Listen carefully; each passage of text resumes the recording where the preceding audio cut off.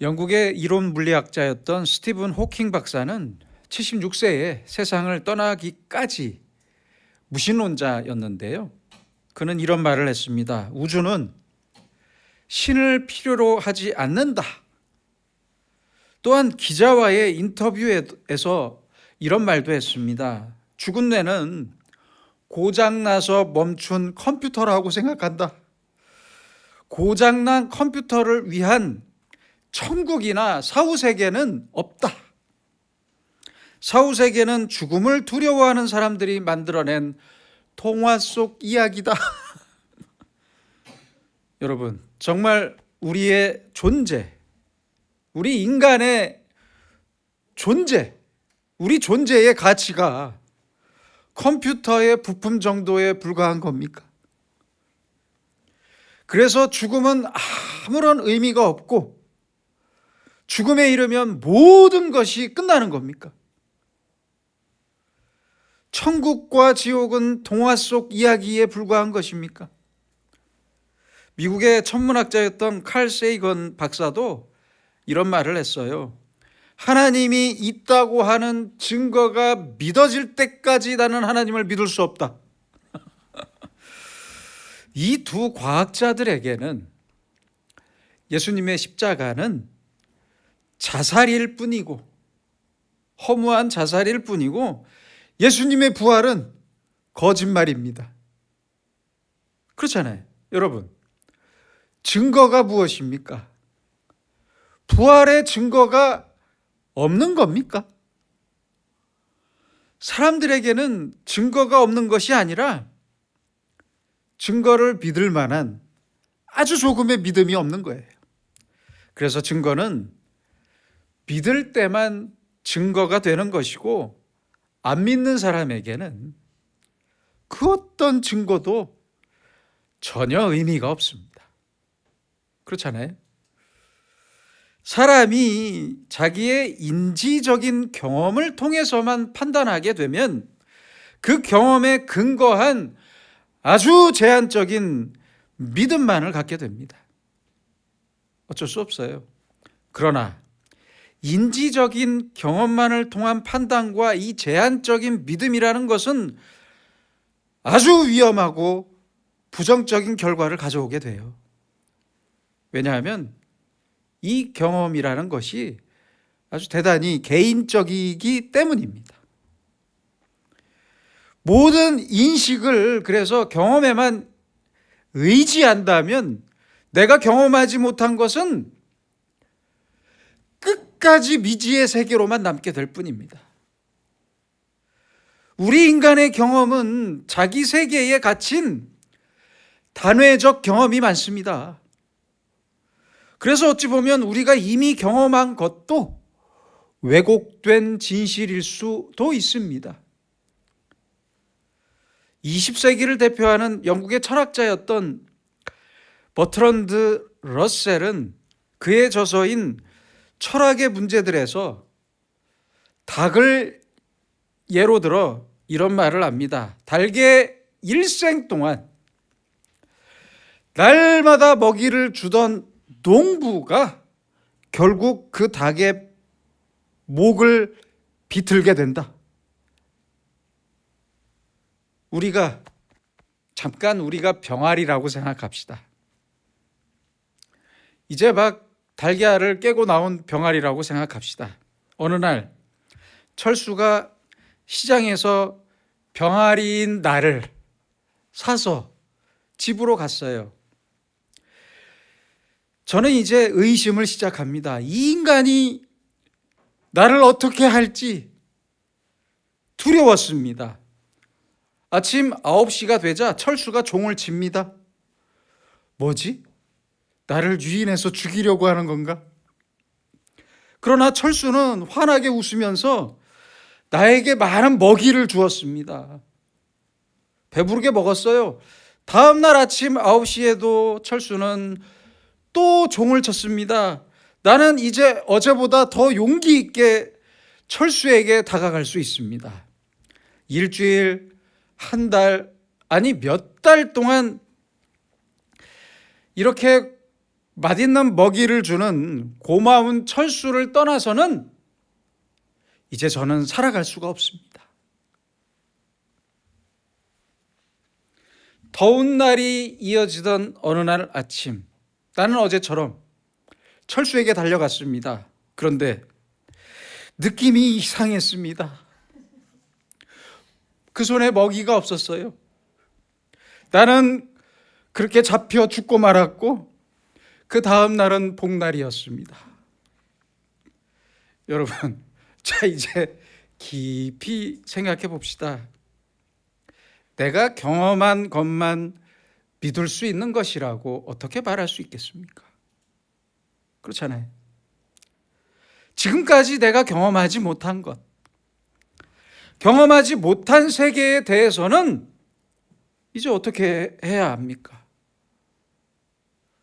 결국 믿음의 문제만 남게 됩니다. 믿느냐 안 믿느냐의 문제입니다. 아주 대단히 중요한 문제가 남습니다. 그러므로 먼저 경험한 사람들의 말을 믿어야 하고, 먼저 다녀온 사람의 말을 믿어야 하고, 먼저 살고 먼저 경험했던 사람들의 말을 믿음으로써만 내게 지금 다가오고 있는 알지 못하는 세계, 미지의 세계를 내가 알 수 있고 믿음에 따라서 행동할 수 있는 거예요. 새로운 곳을 여행한다고 생각해 봅시다. 새로운 곳을 여행하기 위해서 지도를 돈 주고 사서 펼쳐본 여행자가 그 지도를 믿지 않으면, 그 지도를 믿지 않는다면 어떻게 되겠습니까? 그 여행자는 아무것도 갈 수가 없습니다. 그렇잖아요. 우리가 교회에 나올 때도 똑같습니다. 어떤 의미에서 우리는 많은 의심을 가지고 교회에 나오게 됩니다. 그래서 20세기 스위스의 신학자였던 칼 바르트는 이런 말을 했습니다. 교인들은 언제나 이렇게 묻는다. 성경에 있는 이 내용이 사실인가? 성경이 말하는 저 미래의 약속을 내가 믿을 수 있는 것인가? 이렇게 사람들은 계속 의심하지만 예배하는 중에 성경은 사실이다. 내가 과거에 경험한 것도 사실이고 앞에 다가오는 하나님의 약속이 담겨 있는 미래도 사실이다. 이렇게 믿고 이 믿음을 간증하면서 새로운 믿음을 고백하고 돌아가는 것이 예배이다. 이렇게 말했어요. 여러분, 우리는 그동안 많은 죽음을 보았습니다. 하지만 나는 아직 안 죽었습니다. 그렇죠? 이 죽음이라는 일회적인 경험, 딱 한 번뿐인 경험은 아직 불확실하게 내 앞에 있습니다. 저 미래에 있습니다. 그러나 죽음을 모르거나 거부할 수 있는 사람은 없습니다. 누가 거부하겠습니까? 가장 미련한 사람은 죽는 그 순간까지 죽음을 받아들이지 못하고 죽는 사람입니다. 얼마나 불행한 사람입니까? 그러나 오늘 살아있을 때 죽음이 무엇인지 아는 사람, 죽음을 믿고, 살아있을 때 죽음을 믿고, 살아있을 때 미리 죽음을 생각하고 죽음을 준비하는 사람, 이 사람만이 죽음 앞에서도 평화로울 수 있습니다. 인생의 모든 것은 죽음을 믿는 믿음에서 출발해야 합니다. 그래야만 합니다. 죽음을 확실하게 믿어야 합니다. 저도 죽고 여러분도 죽고 우리 모두 죽습니다. 사람은 모두 죽습니다. 나의 죽음을 믿어야만 합니다. 그렇다면 부활은 어떻습니까? 부활은 어떻습니까? 죽음 다음에 있는 부활도 똑같습니다. 부활의 믿음, 우리도 예수님처럼 부활할 것도 믿음의 문제입니다. 믿음. 먼저 죽음에서 부활하신 예수님의 말씀을 믿고 오늘 성경의 말씀처럼 내가 주를 보았다라고 외치는 막달라 마리아의 외침과 성경의 말씀과 성경의 증거를 믿어야만 예수님의 부활이 바로 지금 오늘 나에게 임하는 구체적인 사건이 된다는 말씀입니다. 그렇다면 부활은 대체 무엇입니까? 오늘 본문의 사건은 소위 인카네이션, 즉 하나님이 인간의 육체를 입고 우리에게 오셨다는 사건과 같이 부활의 사건도 분명한 계시적인 사건이고 하나님께서 부활을 통해 우리에게 말씀하고 계신다는 것을 확실히 믿어야 합니다. 확실히. 그렇다면 예수님의 부활을 통해 전해지는 하나님의 말씀은 무엇입니까? 첫째로 부활은 재창조적 변화입니다. 예전의 생명이 다시 새로운 생명으로 살아났다는 사실입니다.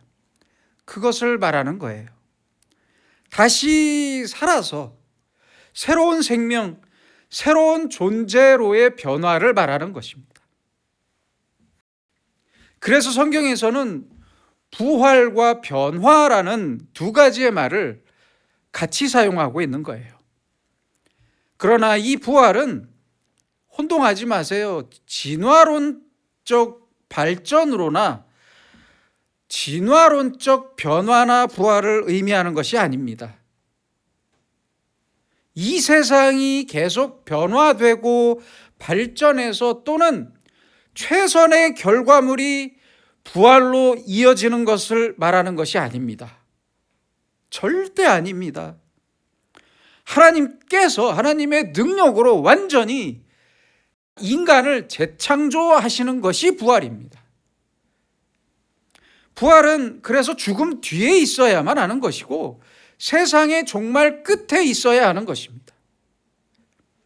십자가의 죽음 뒤에만 부활이 있습니다. 그래서 부활은 완전히 새로운 하나님의 창조적인 역사입니다. 예수 그리스도의 생명으로의 완전한 변화, 새로운 창조, 이것이 바로 부활입니다.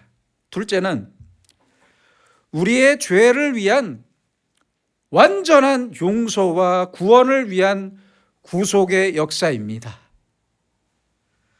우리에게 구원이 있기 위해서는 우리의 죄의 문제에 대한 해결이 먼저 반드시 필요합니다.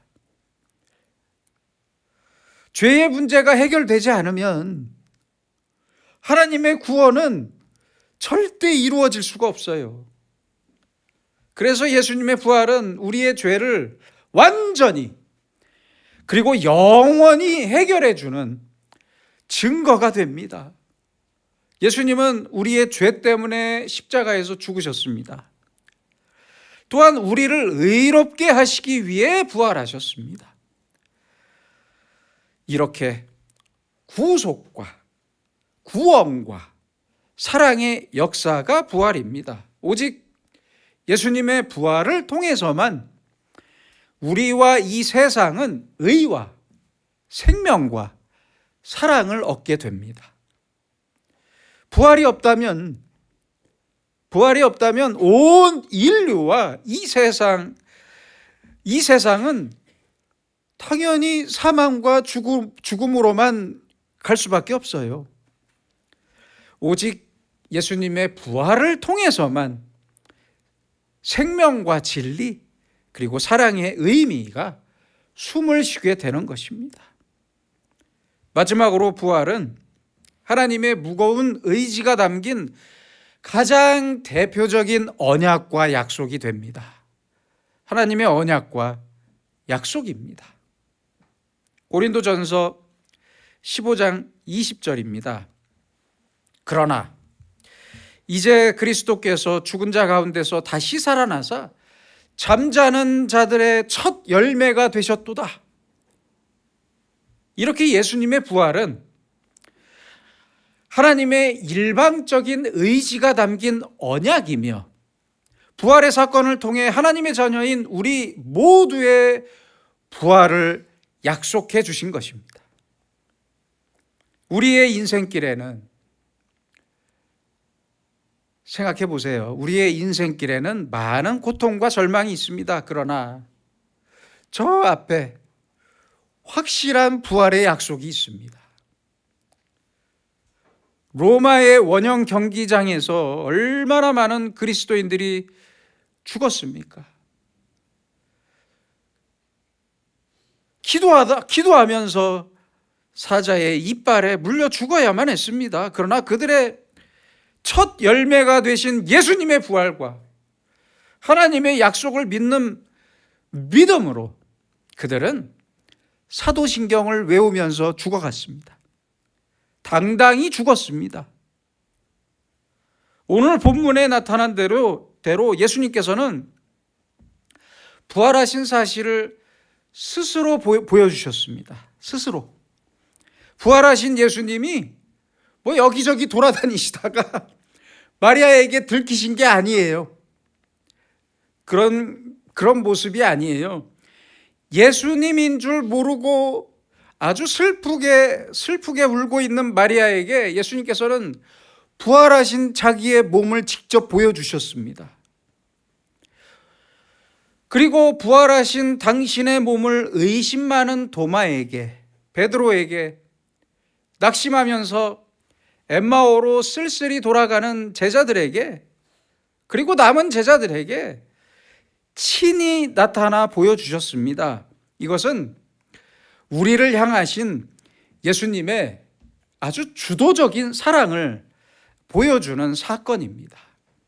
특별히 예수님께서는 가장 사랑하는 사람들에게 부활하신 당신의 모습을 보여주셨습니다. 여기에는 예수님께서 우리에게 원하시는 아주 중요한 사명적인 의미가 담겨 있습니다. 사랑하는 사람들과 제자들로 하여금 부활의 사실을 믿게 할 뿐만 아니라 이제 눈물을 멈추고 부활의 신앙 안에서 살게 하고, 더 나아가 세상의 모든 사람들에게 예수님의 부활을 증거하게 하는데 그 의미가 있습니다. 부활하신 예수님을 증거하는 이 사명적인 계시를 통해서 다른 사람들도 예수님의 부활을 믿게 하는데 그 큰 의미가 담겨 있습니다. 그래서 예수님께서는 베드로에게, 토마에게, 사도 바울에게, 야고보에게, 제자들에게 나타나셨습니다. 믿게 하셨어요. 이렇게 부활하신 예수님을 만난 제자들은 이제 과거의 모습을 버리게 되었고 자기 생명을 걸고 자기 목숨을 걸고 부활의 증인들이 되었습니다. 왜요? 이 눈앞에 나타난 예수님을 직접 보고 그 옆구리를 만져봤잖아요. 더 이상 무슨 증거가 필요합니까? 부활의 증인이 될 수밖에 없었습니다. 그리고 많은 이방인들이 예수님을 믿게 되었습니다. 이 증거와 이 증언을 받아들이고 믿는 사람들에게만 부활될 수 있었던 거예요. 나아가 이제 부활은 아주 구체적이고 역사적인 사건이 됩니다. 그러나 끝까지 믿지 않는 사람에게는 부활이 아무런 의미가 될 수 없었습니다. 오직 믿는 사람에게만 이 부활의 사건이 새로운 생명력을 가진 부활의 사건으로 다가왔습니다. 오늘 말씀에 등장하는 막달라 마리아는 7 귀신이 들렸어요. 예수님 만나기 전에 7 귀신이 들렸고 아주 큰 죄를 지었던 사람으로 보입니다.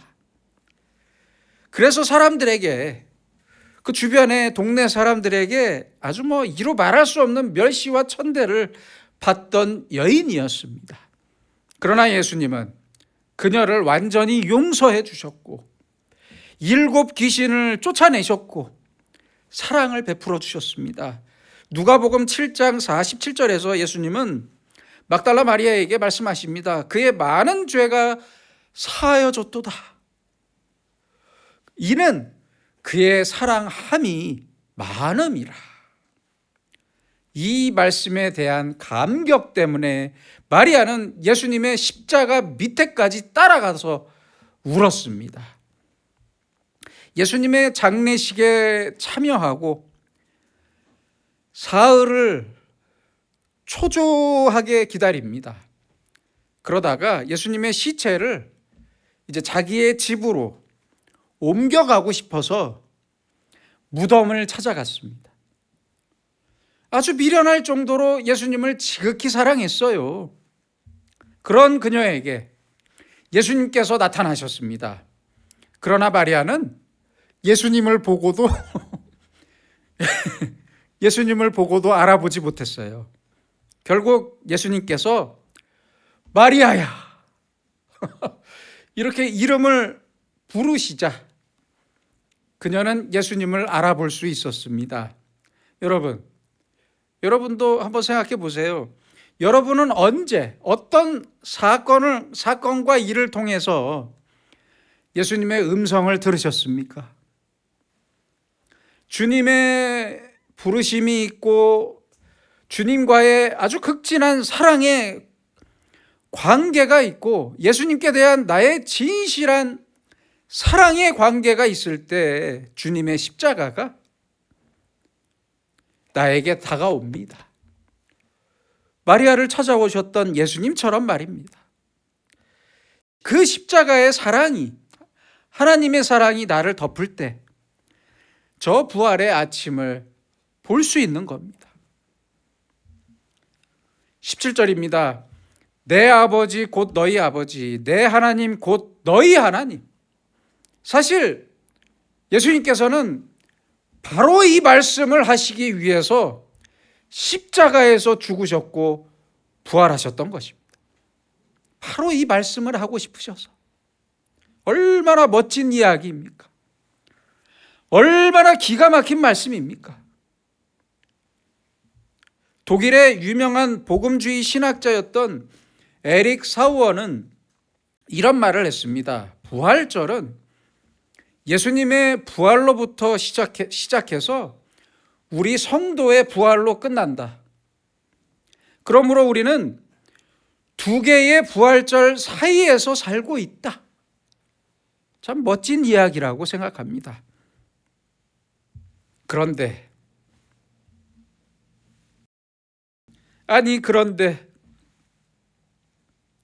최근 며칠 전에 인터넷 커뮤니티에 또 교회가 욕을 먹을 만한 글이 올라왔습니다. 글쓴이의 어머니가 아주 오래 다니셨던 교회에 건축 헌금을 쭉 해오셨는데 처음에 5천만 원을 작정하고 헌금을 시작하셨대요. 그런데 그동안 헌금하셨던 헌금 액수가 3,500만 원 이상이었다고 하는데 갑자기 다리를 다치셔서 어머니를 자기의 집으로, 글쓴이의 집으로 모시면서 어쩔 수 없이 교회를 옮기게 되었다고 합니다. 그러자 교회에서는 작정헌금인 건축헌금의 잔금을 일시 납부하라고 했답니다.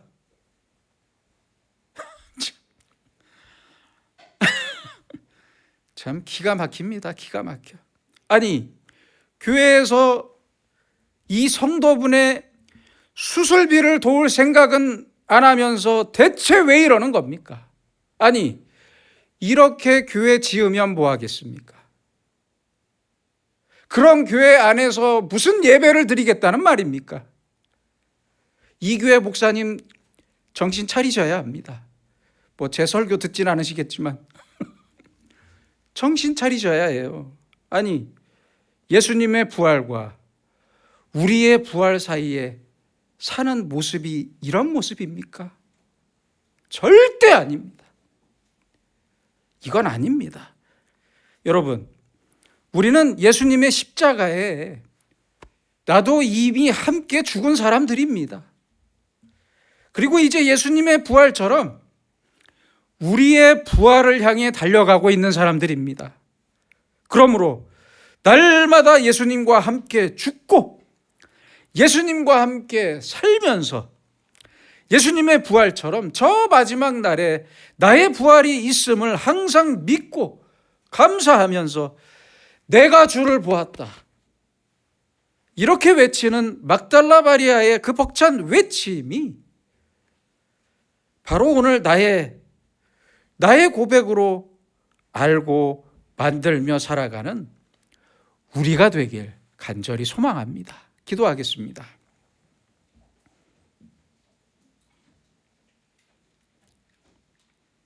거룩하신 주님, 우리를 위해 죽으시고 우리를 위해 부활하신 주님의 그 크신 사랑에 감사하며 그 놀라운 십자가의 능력을 찬양합니다. 주님께서 사랑하신 제자들에게 부활의 영광스러운 몸을 직접 보여주신 것처럼 우리에게도 날마다 부활의 영광을 소유하며 살게 하시고 모든 상황 속에서 우리를 만나 주셔서 내가 주를 보았다는 막달라 마리아의 외침처럼 우리도 주님을 보고 주님의 음성을 들으면서 부활의 영광을 소망하는 주님의 자녀로 살게 하여 주시옵소서. 예수님의 이름으로 기도드립니다. 아멘.